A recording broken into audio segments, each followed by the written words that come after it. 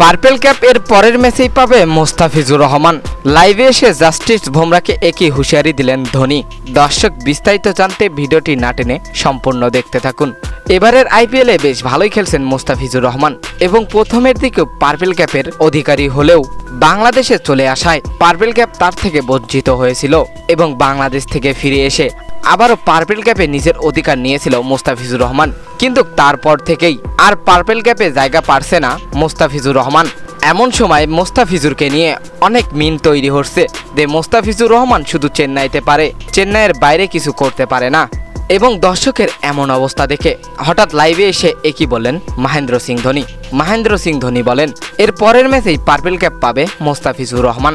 Justice বুমরার time নেই, আমার সর্বোচ্চ দিয়ে চেষ্টা করব মোস্তাফিজুরকে যেভাবেই হোক বাংলাদেশে ফিরে যাওয়া পর্যন্ত মোস্তাফিজুরের কাছেই থাকবে পার্পেল ক্যাপ। এবং জাস্টিস বুমরাকে হুঁশিয়ারি দিলেন মহেন্দ্র সিং ধোনি। দর্শক, সত্যি কি এর পরের ম্যাচেই পাবে মোস্তাফিজুর রহমান পার্পেল ক্যাপ? কি মনে হয় আপনাদের?